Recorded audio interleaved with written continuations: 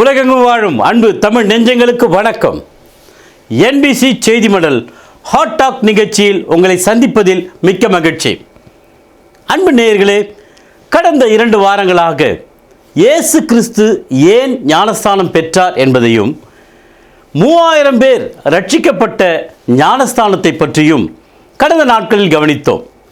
இன்றைய நாளிலும் கூட இதை குறித்து ஆழ்ந்த கருத்துக்களோடு கிறிஸ்தவ பெரியார் டாக்டர் பீட்டர் சாலமன் ஐயா அவர்களை சந்திக்கலாம். வாருங்கள் அன்பு தமிழ் சொந்தங்களே. ஐயா வணக்கம். ஐயா வணக்கம். சொல்லுங்க. கடந்த 2 வாரம் ஞானஸ்தானத்தை குறித்து அதிக விளக்கங்களை வேத ஆதாரத்தோடு எடுத்து சொன்னீங்க. ஞானஸ்தானம் என்கின்ற இந்த போதனையை ஏன் புரிந்து கொள்ளாமல் அநேகர் இருக்கிறார்கள்? அதை பற்றி கொஞ்சம் விவரமாக இன்னைக்கு எனக்கு சொல்லுங்க ஐயா. கிறிஸ்தவத்தில் மார்க்கம்,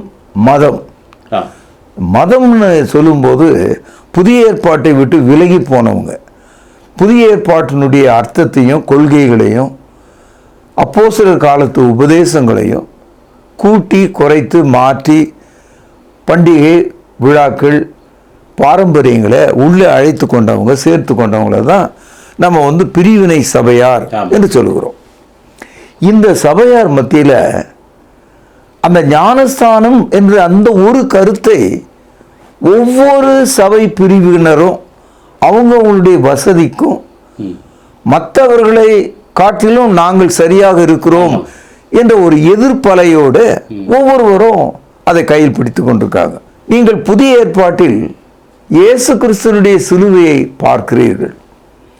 அந்த கொடிதான அவருடைய மரணத்தையும் பிறகு அவருக்கு வைத்த அடக்கத்தையும் 3ஆம் நாளிலே மரித்தோர்ந்து எழுந்தார் என்ற அந்த அற்புதத்தையும் படித்து உணர்ந்து விசுவாசிக்கிற எந்த ஒரு மனிதனும் இந்த 3ஐயும் உள்ளடக்கிய தேவனுடைய அன்பாகிய பரிசை, ஈவை, பாவ மன்னிப்பை இந்த ஞானஸ்தானம் என்ற இந்த கொள்கையின் கீழே, உபதேசத்தின் கீழே தான் அவன் பெறுகிறான்.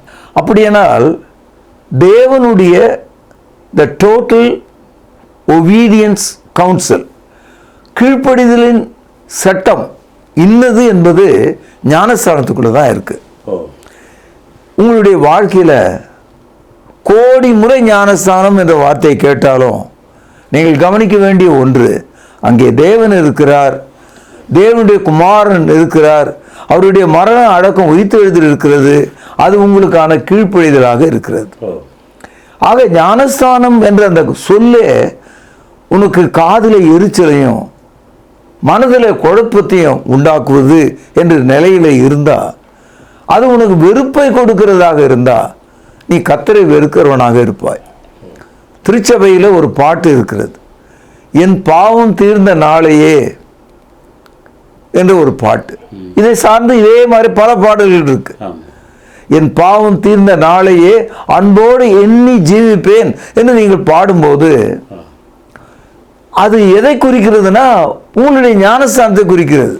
ஏனென்றால் அன்றைக்கு தான் உங்களுடைய பாவத்தை தேவன் பூமியில உனக்காக மன்னிக்கிறார். பாவ மன்னிப்பு 2000 ஆண்டுகளுக்கு முன்பாக சிலுவையிலே நிறைவு பெற்றது. ஆனால் அந்த பாவ மன்னிப்பை தனி மனிதனாகிய மனம் திரும்பிய மனிதன் ஞானஸ்தானத்தின் வழியாக பெறுகிறான். ஆகவே ஞானஸ்தானம் என்பது கேட்டாலே எரிச்சல், கேட்டாலே கோபம் வருகிறது, அதை விடுங்க, வேற ஏதாவது பேசுங்க அப்படின்னு நீங்க சொல்றதா இருந்தா தேவ அன்பை நிராகரிக்கிறீங்க, தேவனை துரத்துறீங்க, கிறிஸ்துவை மறுதளிக்கிறீங்க, அவருடைய பாடுகளை ஒப்புக்கொள்ளவில்லை, அவருடைய அடக்கம் உயிர்த்தெழுதலை ஏற்றுக்கொள்ளவில்லை. எவ்வளவு தூரமாக, எவ்வளவு கசப்பாக, எவ்வளவு நாசகர ஒரு சக்தியின் கீழே இன்றைய திருச்சபையும் போதகர்களும் விழுந்திருக்கிறார்கள் என்று எனக்கு தெரிகிறது. ஞானஸ்தானத்தை புரிஞ்சு கொள்ள முடியாமல் போனதுக்கு முதல் காரணம், பழைய ஏற்பாட்டையும் புதிய ஏற்பாட்டையும் விளங்கி கொள்ளாமல் போனதுனால ஞானஸ்தானம் என்பது ஒரு மூலையில் இருக்கும் சடங்காக இருக்கட்டும், 10ல் ஒன்றாக இருக்கட்டும் என்று மனிதர்கள் குழம்ப ஆரம்பிச்சாங்க. ஊர்ல நீங்கள் 1,00,000 முறை முழுகினாலும் தண்ணீர்ல ஒரு முறை தான் ஞானஸ்தானம் பெற முடியும். அப்போ ஞானஸ்தானம் என்பது dearly one, it is a obedience to God. 1 தீமோத்தேயு 1வது அதிகாரம் 6 முதல் சில வசனங்களை வாசிக்கிறேன். இவைகளை சிலர் நோக்காமல் வீண் பேச்சுக்கு இடம் கொடுத்து விலகி போனார்கள். தாங்கள் சொல்கிறது என்னதென்றும் தாங்கள் சாதிக்கிறது என்னதென்றும் அறியாதிருந்தும் நியாயப்பிரமாண போதகராயிருக்க விரும்புகிறார்கள். அதுதான் விலகி போன பிரிவினை சபைகளினுடைய நிலை. அவர்கள் எப்படியாவது நான் போதகராக இருக்க விரும்புகிறேன், எனக்கு ஞானஸ்தானம் ஒரு முக்கியம் அல்ல, நியாயப்பிரமாணம் என்பது பழைய ஏற்பாடு, அதற்கு நான் போதகராக இருக்க விரும்புகிறேன். 2 தீமோத்தேயு 3வது அதிகாரம் 7வது வசனம் பாருங்க. எப்போது கற்றாலும் ஒருபோதும் சத்தியத்தை அறிந்து உணராதிருக்கிற பெண் பிள்ளைகளுடைய வீடுகளில் இப்படிப்பட்டவர்கள் நுழைந்து அவர்களை வசப்படுத்தி கொள்கிறார்கள். இது ஒரு அருமையான வசனம். அதாவது எத்தனை முறை நீங்கள் கேட்டாலும் எத்தனை முறை படித்தாலும் இந்த மாதிரி நம்ம ஜனங்களுக்கு எடுத்து சொல்லும்போது இந்த ஞானஸ்தானம் மட்டும் விளங்காது, மற்றதெல்லாம் எனக்கு விளங்கிருச்சு. எப்போது கற்றாலும் ஒருபோதும் உணராத மக்கள் இப்படிதான் இருக்கிறாங்க அப்படின்னு சொல்றார். இன்னொரு காரணம் ஞானஸ்தானத்தை விளங்கி கொள்ளாமல் போறதுக்கு 2 கொரிந்தியர் 4வது அதிகாரம் 4வது வசனம். தேவனுடைய சாயலாக இருக்கிற கிறிஸ்துவின் மகிமையான சுவிசேஷத்தின் ஒளி, கவனிங்க, அவிசுவாசிகளாகிய அவர்களுக்கு பிரகாசமாயிராதபடிக்கு இப்பிரபஞ்சத்தின் தேவனானவன் அவளுடைய மனதை குருடாக்கினான். அதாவது மரித்திருந்து எழுந்த தேவனுடைய குமாரனாக இருக்கிற இயேசு கிறிஸ்து பாவ மன்னிப்பாகிய ஒளியை கொடுக்கும் இந்த கீழ்ப்படிதலின் உபதேசமாகிய ஞானஸ்தானத்தை, இதை சார்ந்த விஷயங்களை விளங்கி கொள்ளாமல் போகும்படி அவருடைய மனக்கண்களை குருடாக்கினான். இப்போ உங்களுடைய கண்கள் குருடானா என்ன நீங்க பார்க்க முடியாது. அதுபோல மனுஷனுடைய இருதயத்தில் உள்ள மனக்கண்கள், their hearts were blinded by Satan. Therefore they cannot understand, they cannot agree with the word baptism. இப்போ உங்களுக்கு புரிஞ்சிருக்கும் ஏன் அவர்கள் அதை ஏற்றுக்கொள்ளவில்லை, புரிந்து கொள்ளவில்லை, புரிந்து கொண்ட மாதிரி ஏன் தடுமாறுகிறார்கள், நடிக்கிறார்கள், இல்லாத பொல்லாதவைகளை எல்லாம் இதற்குள் ஏன் சிந்து முடிக்கிறார்கள் என்று உங்களுக்கு இப்போ புரிந்திருக்கும் என்று நான் நம்புகிறேன். ஐயா, இப்படி பார்க்கும்போது ஒரு வேடிக்கையான ஒரு விஷயம், தண்ணியில் அவங்களே முக்கி எழுந்துட்டு இது ஞானஸ்தானம் அப்படின்னு சொல்றாங்களே, இதை பத்தி நீங்க என்ன நினைக்கிறீங்க? இது பாவமான செயலுங்க. முக்கி எடுக்கிறது ஞானஸ்தானம் அல்ல. ஞானஸ்தானம் என்ற சத்தியத்தின்படி நீங்கள் முக்கி எடுத்தா அது ஞானஸ்தானம். ஞானஸ்தானத்துல 2 மனிதர்கள் இருக்காங்க, ஒருவர் கொடுக்கிறவர், மற்றொருவர் கீழ்ப்படுகிறவர். ஆக ஞானஸ்தானத்தை ஒரே ஆளு அவருடைய விருப்பத்தின்படி மூக்க பிடிச்சிட்டு முக்கி எடுத்தா அது குளிப்பு, அது முழுகுதல் மட்டுமே. இயேசு கிறிஸ்து என்னுடைய பாவங்களுக்காக மரித்தார், ஆகவே நான் தண்ணீரில் மரிக்கிறேன், அடக்கம் பண்ணப்படுகிறேன், அவரோடு உயிர்த்தெழுகிறேன் என்ற விசுவாசம் இல்லாம, அறிவு இல்லாம தண்ணீர முக்கனா அது ஒரு குளிப்பு, ஒரு முழுகுதல். அப்போ நம்ம தினமும் செய்கிறோம், ஒவ்வொரு குளத்திலும் ஆத்துல இதையே தான் செய்கிறோம். சமீபத்தில் கடந்த 24 நாட்களில் இந்தியாவில் 140 கோடி ஜனங்கள் இருக்காங்க.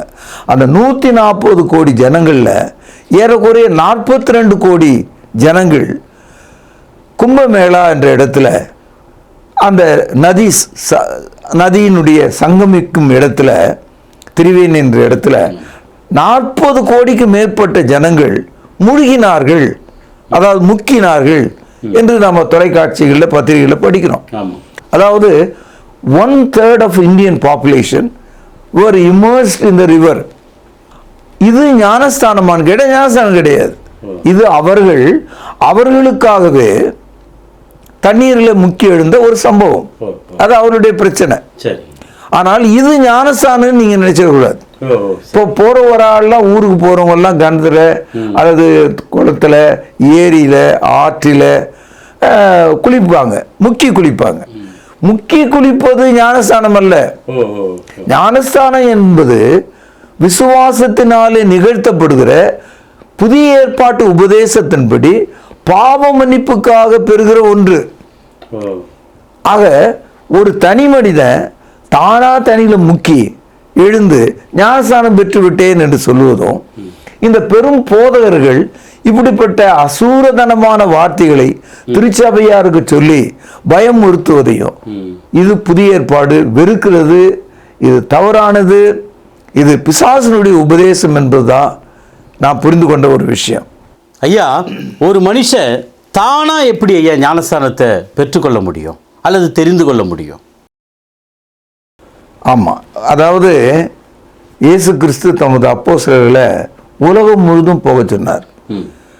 அப்படி உலகம் முழுதும் போகும்போது அவங்க என்ன சொல்லணும்னு சொல்லி கொடுத்தார். மார்க் சொல்றாரு 16வது அதிகாரம் 16வது வசனத்தில், விசுவாசமுள்ளவனாகி ஞானஸ்தானம் பெற்றவன் ரட்சிக்கப்படுவான், விசுவாசியாதவனோ ஆக்கினைக்குள்ளாக தீர்க்கப்படுவான். இந்த வார்த்தையை அப்போஸ்தலர்கள் உலகெங்கும் போய் நற்செய்தியாக அறிவித்தாங்க. மத்தேயு 28ஆம் அதிகாரம் 19வது வசனத்தில், ஆகையால் நீங்கள் புறப்பட்டு போய், இந்த இடத்துல நீங்கள் என்பது அப்போஸ்தலரை குறிக்கிறது. இன்றைக்கு அந்த வேலையை சபையாக நீங்களும் நானும் செய்கிறோம். ஆகையால் நீங்கள் புறப்பட்டு போய் சகல இனத்தவரையும் சீஷராக்கி பிதா குமாரன் பரிசுத்தாவின் நாமத்தில் அவர்கள் ஞானஸ்தானம் கொடுத்து, கவனிங்க, அவர்களுக்கு நான் போதித்த யாவற்றையும் கற்றுத்தாருங்கள், போதியுங்கள். அப்படியானால் ஞானஸ்தானம் என்பது அனுப்பப்பட்டவர்கள் விசுவாசிக்கிறவர்களுக்கு கொடுக்கிறார்கள். ஒன்று, விசுவாசமுள்ள ஞானஸ்தானம் பெற்ற மனிதன் கிறிஸ்துவனுடைய போதனைகள் அனைத்தையும் நல்ல சீஷனாக வாழ்க்கை முழுவதும் கற்றுக்கொள்கிறான். இப்போ தண்ணியில முக்கி எழுந்து நடந்து வந்தாள், அதோட முடிஞ்ச கதை. அவனுக்கு பாவ மன்னிப்பு இல்லை, பாவத்தை பற்றிய அக்கறையும் இல்லை, நீதி போதனை எதுவும் கிடையாது அவனுக்கு.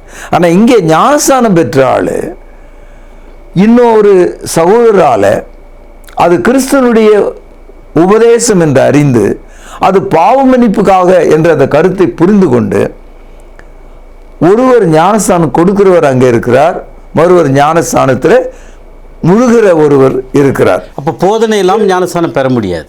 ஆமாம், போதனை இல்லாமல் ஞானஸ்தானம் பெற முடியாது. இயேசு கிறிஸ்துவனுடைய சிலுவை மரணத்தை நடு இரவில் பவுலும் சீலாவும் பாட்டாக பாடுகிறார்கள். அப்படி பாடும்போது அந்த சுவிசேஷ பாடல் கேட்டுக்கொண்டிருந்த சிறைவாசிகள் மட்டுமல்ல, அந்த சிறையினுடைய சிறை காவலன், அதனுடைய தலைவன், அவனும் அதை கேட்டுக்கொண்டிருக்கான். அதை அவன் நன்றாக புரிந்து கொண்ட போது அங்கே ஒரு அற்புதம் நடக்கிறது. அந்த அற்புதத்துக்கு பிறகு சிறைச்சாலை தலைவன் பவுல் இடத்துல வந்து முழங்கால் படியிட்டு ஒரு கேள்வியை கேட்கிறான். இந்த கேள்வியை இந்த நிகழ்ச்சியின் வழியாக இந்த உலகத்துக்கு நான் சொல்ல விரும்புகிறேன். இது வந்து அப்போஸ்தலர் நடபடிகள் 16ஆம் அதிகாரம் 30வது வசனம். அவர்களை வெளியே அழைத்து வந்து, கவனிங்கள், ஆண்டவன்மாரே, ரட்சிக்கப்படுவதற்கு நான் என்ன செய்ய வேண்டும் என்றான். இது ஒரு முக்கியமான ஒரு கேள்வி. What must I do to be saved? நான் ரட்சிக்கப்பட என்ன செய்ய வேண்டும் என்று கேட்டான். இப்போ முக்கின ஆளு ரட்சிப்பை பற்றிய அறிவு இல்லாமல் முக்கியிருக்கான், அது ஞானஸ்தானம் இல்லை. இது வந்து நான் என்ன செய்ய வேண்டும், நான் ரட்சிக்கப்பட வேண்டும். இந்த கேள்விக்கான ஒரு பதிலை கேட்ட பொழுது 31வது வசனம், அதற்கு அவர்கள், கர்த்தராகிய இயேசுவை விசுவாசி, அப்பொழுது நீயும் உன் வீட்டாரும் ரட்சிக்கப்படுவீர்கள் என்று சொல்லி அவனுக்கும் அவன் வீட்டில் இருந்த யாவருக்கும் கர்த்தருடைய வசனத்தை போதித்தார்கள். அதாவது விசுவாசத்தில் தொடங்கி மனம் திரும்பி அறிக்கையிட்டு பாவ மன்னிப்புக்கென்று ஞானஸ்தானம் பெறுகிற வரைக்கும் வசனத்தை எடுத்து அவனுக்கு போதித்தார்கள். இது நடு இரவிலே நடக்கிறது, சிறைச்சாலையிலே நடக்கிறது. தொடர்ந்து பார்க்குங்கள் 33வது வசனம். மேலும் ராத்திரியில அந்நேரத்தில் தானே அவன் அவர்களை அழைத்து கொண்டு போய் அவளுடைய காயங்களை கழுவினான். அவனும் அவனுடையவர்கள் அனைவரும் உடனே ஞானஸ்தானம் பெற்றார்கள். எல்லாமே நடக்குது நடு இரவில். எந்த அளவுக்கு மனம் திரும்பி இருந்தா பவுல் சீலாவனுடைய காயங்களை கண்ணீரோடு கழுவி காயங்களை கட்டி அவன் ஒரு மனம் திரும்பிய மனிதனாக இருந்திருப்பான். கூடுதலாக அந்த நடு இரவில் அந்த சிறைச்சாலைக்காரனும் அவனுடைய குடும்பமும் ஞானஸ்தானம் பெற்றார்கள். ஆக ஞானஸ்தானம் என்பது நீங்கள் பகலில் பெறலாம், இரவில் பெறலாம். நீங்கள் 12 வருஷத்துக்கு ஒரு முறை இந்த 3 ஆறுகள் ஒன்றாய் சேருகிறது என்று நீங்கள் அது வரைக்கும் காத்திருந்தா நீங்கள் செத்தே போயிடுவீங்க. என்ன நடக்குன்னு தெரியாது, நாளை நடப்பது உனக்கு தெரியாது. ஆனால் கீழ்ப்படுகிற மனிதன், கர்த்தரை விசுவாசிக்கிறவன், மனம் திரும்பியவன், பாவ மன்னிப்புக்கு என்று உடனே ஞானஸ்தானம் பெற வேண்டியது புதிய ஏற்பாடினுடைய கட்டளையாக இருக்கிறது. அப்போஸ்தலர் நடபடிகள் புத்தகத்தில் மட்டும் ஒரு 9 ரெக்கார்டு இருக்குதுங்க. அப்போஸ்தலர் நடபடிகள் 2ஆம் அதிகாரம், 8ஆம் அதிகாரத்தில் 2, 9ஆம் அதிகாரத்தில் 1, 10ஆம் அதிகாரத்தில் 1, 16ஆம் அதிகாரத்தில் 2, 18ஆவது அதிகாரத்தில் 1, 19ஆம் அதிகாரத்தில் 1, மொத்தம் கூட்டினீங்கன்னா 9 இடத்துல வெவ்வேறு மொழிகள், வெவ்வேறு இனங்கள், வெவ்வேறு கலாச்சாரம் உடைய மக்கள், வெவ்வேறு standard of life, living condition, language, customs எல்லாம் இருக்கிற ஆளு ஒரு காரியத்தை தான் செஞ்சிருக்கான், ஞானஸ்தானம் பெற்றான். அப்போ ஞானஸ்தானத்தை அக்கறையின்மையாக போகும்போது, அல்லது ஞானஸ்தான வார்த்தை கேட்டாலே வெறுப்படைகிற ஒரு மனிதனை நீங்கள் பார்க்கும்போது அவன் கர்த்தரை விட்டு எவ்வளவு தூரத்தில் இருக்கிறான். ஏன்னா baptism it's a God's gift of package. கடவுள் நமக்கு தந்த பரிசு பொருளின் ஒரு மூட்டையாக இருக்கிறது. அதில் நமக்கு எத்தனை ஆசீர்வாதங்களை வைத்திருக்கிறார் என்பதை புரிந்து கொண்டால்தான் ஒருவன் கிறிஸ்தவனாக வாழ முடியும், இருக்க முடியும். இந்த புதிய ஏற்பாட்டில் 27 புத்தகங்கள் இருக்கு. இந்த 27 புத்தகங்களையும் வரிக்கு வரி நீங்கள் படிச்சுக்கிட்டே போனீங்கன்னா ஞானஸ்தானம் என்ற வார்த்தை 22 முறை இருக்கிறது. கூடுதலாக ஞானஸ்தானத்தை ஒட்டிய கருத்துகள் எல்லாத்தையும் சேர்த்தீங்கன்னா ஏறக்குறைய 30 தடவை வரும். டைரக்டா பேப்டிஸ்மா என்ற அந்த சொல்லை 22 முறை புதிய ஏற்பாடு நமக்கு காண்பிக்கிறது. இப்போ இந்த 22 இடங்களிலும் ஞானஸ்தானத்தை ஊற்றுதலாகவோ தெளிப்பாகவோ போதிக்கவில்லை. எல்லா இடங்களிலும் தண்ணீரில் முழுகுகிற பேப்டிஸ்மா, பேப்டிசம் என்ற அந்த சொல்லு தான் அங்கே பயன்படுத்தப்பட்டது. அப்போ வேத போதகர்கள் 22 முறை இந்த வார்த்தையை படித்து படித்து படித்து ஒவ்வொரு வாரமும் ஒவ்வொரு நாளும் போதித்து கொண்டே இருக்கிறவர்கள் எப்படி இந்த கருத்தை மறந்தார்கள், அல்லது அதை விட்டார்கள், அதை தொலைத்து விட்டார்கள்? இன்னைக்கு திருச்சபை கடந்த 2000 ஆண்டுகளில் இதை மறந்தது ஏன் என்று ஒரு கேள்வி நாம் எழுப்பும் போது என்னுடைய ஞாபகத்தில் வருவதெல்லாம் ஒன்றே ஒன்றுதான். அது பிசாசானவன், இப்பிரபஞ்சத்தின் தேவனானவன் அவருடைய மனக்கண்களை குருடாக்கினான். அதுதான் காரணம். ஏன்னா எப்போது கற்றாலும் ஒருபோதும் சத்தியத்தை அறிந்து உணராத மனிதர்கள் தாங்கள் சொல்வது என்னதென்றும் சாதிப்பது என்னதென்றும் அறியாதிருந்தும் நியாயப்பிரமாண போதகர்களாக இருக்கிறார்கள். இதனால் தான் இந்த பிரச்சனை. ஐயா, பெரிய பெரிய நட்சத்திர போதகர்கள் நான் ஞானஸ்தானத்தை நாகமான் மாதிரி 7 முறை முக்கி எழுந்திருக்கேன், நான் ஏற்கனவே ஞானஸ்தானம் பெற்றிருக்கேன் அப்படின்னு சொல்கிறாங்களே, இதை நீங்கள் எப்படி பார்க்குறீங்க? ஞானஸ்தானம் என்பது வேற, நதியில், குளத்தில் அல்லது ஏரியில் முழுகி எழுந்திருக்கிறதுன்றது வேற. தண்ணியில் முக்கிறது ஞானஸ்தானம் கிடையாது. ஞானஸ்தானத்தில் தண்ணியில் முக்கிறோம், அது வேற விஷயம். ஆனால் ஞானஸ்தானம் என்பது கருத்தே வேற. இங்கே நாகமான் என்பவர் அவர் சீரியாவினுடைய படையினுடைய தளபதியாக இருக்கார். தலையிலிருந்து கால் மட்டும் அவருக்கு குஷ்டரோகம். இந்த குஷ்டரோகத்தை நீக்குவதற்காக தீர்க்கதரிசி என்ன சொல்றாரு, நீ போய் யோர்தான் நதியில 7 முறை முழுகு என்று சொல்றார். அப்படி அவன் முழுகினான் என்று நாம் படிக்கிறோம். இதை 2 ராஜாக்கள் 5ஆம் அதிகாரம் 14வது வசனம். அப்பொழுது அவன் இறங்கி தேவனுடைய மனுஷனுடைய வார்த்தையின்படியே யோர்தானில் 7 தரம் முழுகின போது அவன் மாம்சம் ஒரு சிறு பிள்ளையின் மாம்சத்தை போல மாறி அவன் சுத்தமானான். இந்த இடத்துல குஷ்டரோகம் அவனுடைய தோலில் இருந்து அவனுடைய உடலில் இருந்து மாறிவிட்டது, போய்விட்டது. அவனுடைய சரீரத்தை, அவனுடைய உடல் புதிதாய் பிறந்த ஒரு குழந்தையை போல அவனுடைய சரீரம் இருந்ததாக இங்க ஆவியானவர் சொல்றார். இப்போ அவன் குஷ்டரோகத்தை தண்ணியில விட்டான்.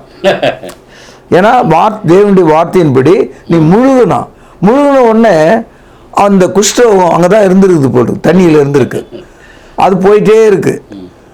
இந்த குஷ்டரோகம் எலிசாவனுடைய வேலைக்காரன் ஒருத்தன் தான்.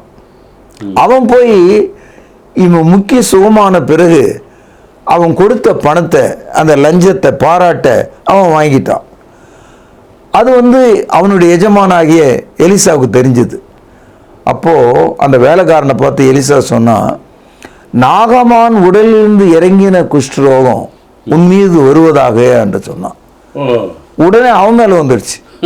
பாருங்கள், இதையும் 2 ராஜாக்கள் 5வது அதிகாரம் 27வது வசனத்தில் பார்க்கலாம். ஆகையால் நாகமானின் குஷ்ரோகம் உன்னையும் உன் சந்ததியையும் என்னைக்கும் பிடித்திருக்கும் என்றான். உடனே அவன் உறைந்த மழை நிறமான குஷ்ரோகியாகி அவன் சமூகத்தை விட்டு புறப்பட்டு போனான். இது ஒரு மிரக்கல். இது ஆகவே 7 முறை முழுகினான். அது ஞானஸ்தானம் அல்ல, அது வேறொரு காரணத்துக்காக முழுகப்பட்டது. அதாவது அவன் உடலில் உள்ள குஷ்ரோகம் நீங்குவதற்காக. இப்பொழுது குஷ்ரோகம் நீங்கிவிட்டது. ஆனால் அவன் சுகப்பட்டு போனாலும் நல்ல வழியை காண்பித்த அந்த தீர்க்கதரிசியினுடைய வேலைக்காரன் அவிசுவாசம் உள்ளவனாய் போய் லஞ்ச பணத்தை, அவன் கொடுத்த நிதியை வாங்கினதுனால அந்த அருவருப்பான பணத்தின் நிமித்தம் தீர்க்கதரிசியாக எலிசா அவன் யோர்தானிலே விட்ட அந்த குஷ்ரோகம் உன் மீதும் உன் குடும்பத்தின் மீதும் வருவதாக என்று சொன்ன உடனே அது ஒரே நொடியில அவர்கள் மீது வந்தது என்று படிக்கிறோம். அதனால தி immersing of Naaman, the commander of Syrian army, it is nothing to do with the New Testament baptism. புதிய ஏற்பாட்டில் போதிக்கப்பட்டிருக்கிற ஞானஸ்தானத்தோடு சீரியாவின் படைத்தளபதியாகிய நாகமானினுடைய குஷ்டரோகம் நீங்குதல் ஒப்பிடத்தக்கவைகள் அல்ல, ஒப்பிடக்கூடாது. ஆனால் இன்றைக்கு பெரும் போதகர்கள் இதை ஒரு தொழிலாக வைத்துக்கொண்டு சாதாரண விசுவாசியை மிரட்டுகிறது போல, நான் 3 எடுத்திருக்கேன், 4 எடுத்திருக்கேன், நான் யோர்தானுக்கே போய் எடுத்திருக்கேன், இப்படி சொல்லி ஒரு பம்மத்து வேலை செய்வதை நான் பார்க்கிற, இதை வன்மையாக கண்டிக்கிற, இது நரகத்துக்குரிய செயல். அதனால கிளென்சிங் ஆஃப் த லெப்பர்சி வேற, கிளென்சிங் ஆஃப் த சின் வேற. ஞானஸ்தானம் என்பது பாவ மன்னிப்புக்கென்று பெறுவதாக இருக்கிறது. ஐயா, இப்படி தெளிவாக வேதத்திலிருந்து நீங்கள் எடுத்து சொல்லும்போது எவ்வளவு நாளாக இந்த ஞானஸ்தானத்தை குறித்தான குழப்பங்கள் இருக்கிறது, ஏன் இருக்கிறது ஐயா? ஞானஸ்தானத்தை பற்றிய குழப்பம் ஆரம்ப காலம், முதல் நூற்றாண்டு காலத்திலிருந்தே தொடருது. யோவான் கொடுத்த ஞானஸ்தானத்தை நம்பி போனவர்கள் இருந்திருக்காங்க. இதை அப்போஸ்தலர் நடபடிகள் 19ஆம் அதிகாரத்தில் படிக்கிறோம். மரித்தவர்களுக்காக ஞானஸ்தானம் எடுத்தவர்கள் இருந்திருக்காங்க. ஆமா, இது 1 கொரிந்தியர் 15ஆம் அதிகாரத்தில் படிக்கிறோம். அக்னி ஞானஸ்தானத்தை எடுத்ததாக சொல்லி ஏமாறுகிறவர்கள் இருக்கிறாங்க. இதை நாம் மத்தேயு 3ஆம் அதிகாரத்தில் படிக்கிறோம். ஆனால் உலகம் முழுவதும் எல்லாருக்கும் சொல்லப்பட்ட ஒரு ஞானஸ்தானம் இது பாவம் மன்னிப்புக்குரியது. அப்போஸ்தலர் நடபடிகள் 2ஆம் அதிகாரம் 38வது வசனத்தில் பாவ மன்னிப்பும் பரிசுத்தாவியும் வழங்கப்படுகிறது என்று இங்கே படிக்கிறோம். அதனால பேப்டிசம் என்பது it shows forgiveness of sin, the gift of the Holy Spirit. ரெண்டும் சேர்ந்தது தான் ஞானஸ்தானத்தினுடைய அடையாளமாக இருக்கிறது. உங்களுக்கு இங்கிலீஷ் பைபிளுங்கெல்லாம் தெரியும். முதல் இங்கிலீஷ் பைபிள் 14வது நூற்றாண்டில் வைக்லீஃப்ஸ் என்ற ஒரு மொழிபெயர்க்கிறார். ஆரம்பத்தில் புதிய ஏற்பாடு கிரேக்க மொழியில் இருக்கிறது. கிரேக்க மொழியில் இருந்ததுனால ஞானஸ்தான்ற வார்த்தை எங்கெல்லாம் இருக்கோ பேப்டிஸ்மா அப்படின்னு தான் இருக்கு. ஆனால் 16வது நூற்றாண்டுக்கு பிறகு ஒரே குழப்பம் சபைகளில். அப்போது இங்கிலாந்து நாட்டு பேரரசன் தன்னுடைய அதிகாரத்தை செலுத்தி இனிமேல் நீங்கள்லாம் டிரான்ஸ்லேஷன்லாம் பண்ண வேணாம், ஆளுக்கு ஒரு பைபிள் எழுத வேண்டாம், ஒரு அதிகாரப்பூர்வமான ஒரு பைபிளை வெளியிடுறது. இன்னை வரைக்கும் நீங்கள் பைபிள் சொசைட்டிக்கு போனீங்கன்னா உங்கள் கையில் இருக்கிற பைபிள் எடுத்து படிச்சீங்கன்னா இங்கிலீஷில் ரொம்ப ஈஸியாக தெரிஞ்சுக்கலாம். கிங் ஜேம்ஸ் வெர்ஷன், அதில் வந்து KJV அப்படின்னு போட்டுக்கோம். இது எப்போ நடக்குதுன்னா 1611. இந்த 1611 அவர்கள் ஆங்கிலத்தில் மொழிபெயர்க்காங்க இங்கிலீஷில். அப்படி மொழிபெயர்க்கும் போது ஞானஸ்தானன்ற இடத்துல பேப்டிசமான்ற வார்த்தை கிரீக்கில் இருக்கு. ஆனால் ஏற்கனவே சபையில் இந்த ரான்டிசோ கியோ என்ற பதங்களை பயன்படுத்தி கத்தோலிக்கமும் புராட்டஸ்டன்ட் சபைகளும் ஊற்றுவதையும் தெளிப்பதையும் அடையாளமாக வச்சிருந்தது. திடீர்னு இது ஸ்டக் ஆன ஒன்று, இந்த பாயிண்ட் வந்ததுனால ராஜா பார்த்தாரு, நீங்க தயவுசெய்து இந்த சொல்ல மொழிபெயர்க்காதீங்க, ஒலிபெயருங்கள். அதாவது do not translate but transliterate அப்படின்னா என்ன அர்த்தம்னா, மொழிபெயர்ப்பதற்கு பதிலாக ஒலியை பெயருங்கள். ஒலி எப்படி பெயர்க்க முடியும்? உதாரணமா பேப்டிஸ்மா என்பது கிரீக் வேர்டு, இங்கிலீஷ் எப்படி ஒலி பெயர்த்தான்னா பேப்டிசம்னா, பேப்டிஸ்மா பேப்டிசம் ஆச்சு, இது இங்கிலீஷ். இப்போ இதே இங்கிலீஷ் இந்தியாவுக்கு வருது. இந்தியாவுக்கு வந்த உடனே தெலுங்கு மொழியில் அவங்க பார்க்குறாங்க. குறிப்பாக பேப்டிஸ்ட் சபை தான் இந்தியாவில் அந்த காலத்தில், நான் சொல்கிறது 17ஆவது நூற்றாண்டு கடைசியில் 18ஆவது நூற்றாண்டின் துவக்கத்தில் கல்கத்தாவில் தெலுங்கு மொழியில் அதை மொழிபெயர்த்தவங்க. அவங்க வந்து எல்லாருமே வந்து தெளிவு ஞானஸ்தானம் பெற்றவங்க. அவங்களுக்கு ரொம்ப கஷ்டமாக போச்சு, என்ன பண்ணுறதுன்னு தெரியாமல். சரி, அவர்களும் வந்து இந்த பேப்டிஸ்மா என்ற வார்த்தையை ஒலிபெயர்ப்பு செய்தாங்க. எப்படி செய்துட்டாங்கன்னா பாப்டிஸ்மு அப்படின்னு போட்டான். ஆக இந்த பேப்டிஸ்மான்ற அந்த சொல் கிரீக்க வார்த்தை இங்கிலீஷில் இருக்கும்போது பேப்டிசம், தெலுங்குல வரும்போது பாப்டிஸ்மு, தமிழில் வந்தோடனே சிக்கலுக்கு வந்தது. ஏன்னா தமிழர்கள் மிகப்பெரிய அறிவாளிகள். இந்த மொழிபெயர்ப்பை இலங்கைக்கு அனுப்புகிறாங்க.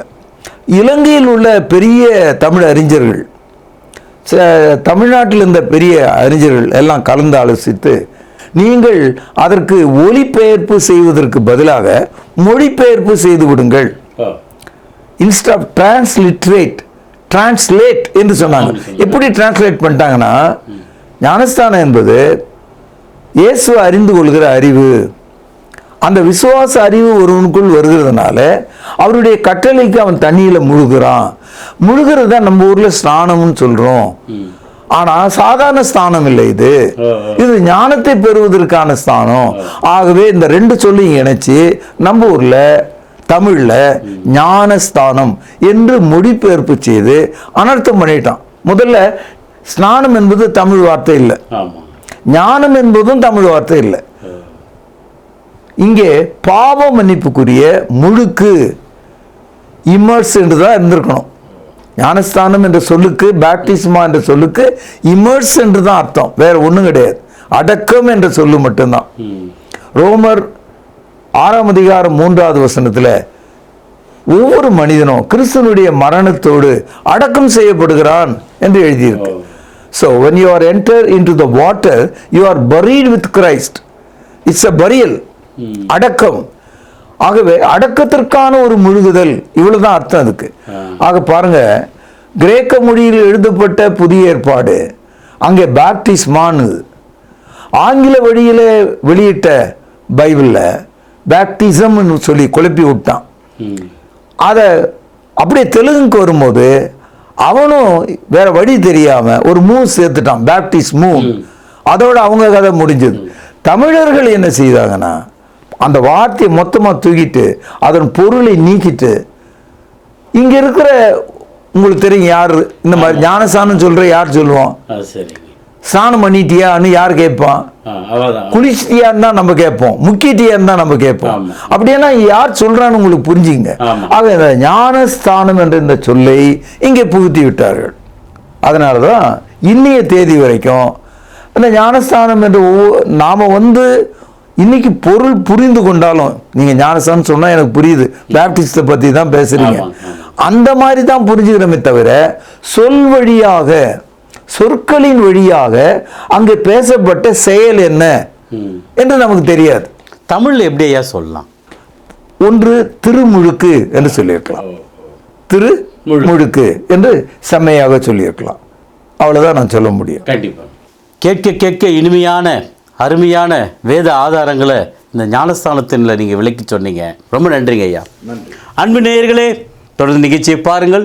அநேகருக்கு இந்த நிகழ்ச்சியை அறிமுகம் செய்யுங்கள். அதுவரை உங்களிடமிருந்து விடைபெறுவது உங்கள் அன்பு அறிவிப்பாளன் சார்லஸ் எஸ் குலசேகரன். நன்றி, வணக்கம். தொடர்பு கொள்ள வேண்டிய முகவரி: திருமறை நேரம், 58 சர்ச் தெரு, குமரன் நகர், சென்னை 6,82,000. செல்போன் 9385500882.